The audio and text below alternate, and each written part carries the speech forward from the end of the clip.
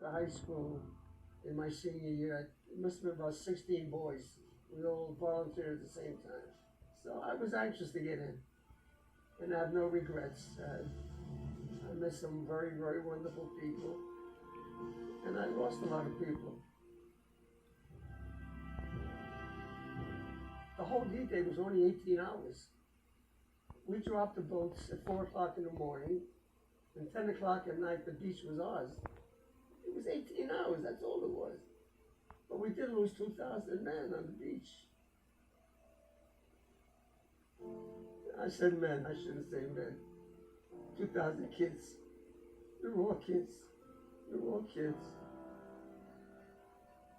18 years old, 19, 20 years old, they were kids. What I remember the most. On the first wave, my job was to drop the rim. But I knew when I dropped the rim, the machine gun bullets were going to come into the boat. But I had to drop the rim because the troops had to get out. The Germans had 14 machine guns, MG-42 machine guns, capable of 160 rounds a minute. When I dropped the ramp, all those machine guns opened up. And the front of my boat, 7, 8, 10, 15 kids, I don't know, they just went down like you're cutting wheat. So I was 3/4 of the way back.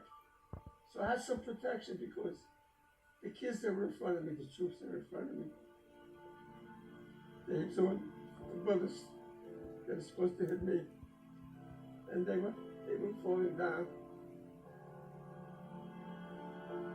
Besides the machine guns on the beach, there was a machine gun in the hill. And they were shooting down. So that's in a crossfire. And then there was 2 kids. The first boy was about 4 feet away from me. He got a machine gun in his stomach. His stomach was sticking out of his. Luckily, that kid, somehow, he survived the war. The second kid, he was about 2 feet away from me. He wasn't so lucky. The machine gun took his helmet off, bogged his skull, and he was crying, "Help me, help me, help me." And he fell on my feet. And I couldn't help him. I had no morphine. I had nothing to help him. So the only thing I could do, I started praying for him. Our Father who art in heaven. And I never finished the prayer. And it seemed to soothe him. And at that moment, he spit up blood. And he died. He died.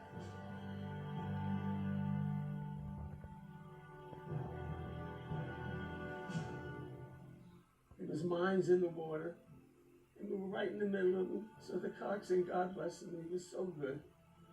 He got us out of this mess.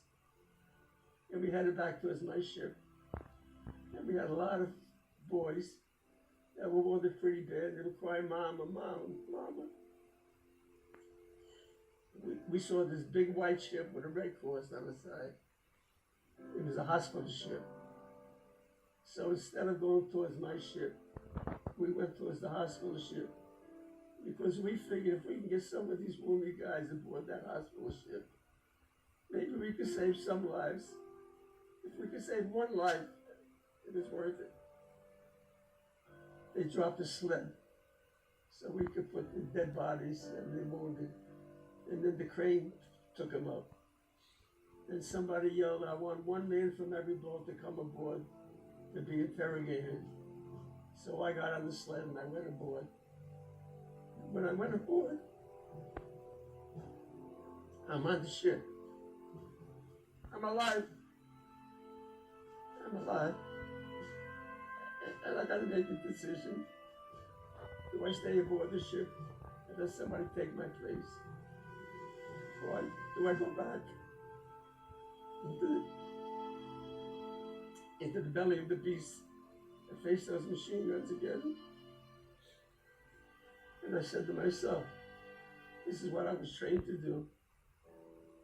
They told me we made 15 trips with my boat. PA 2628 made 15 trips.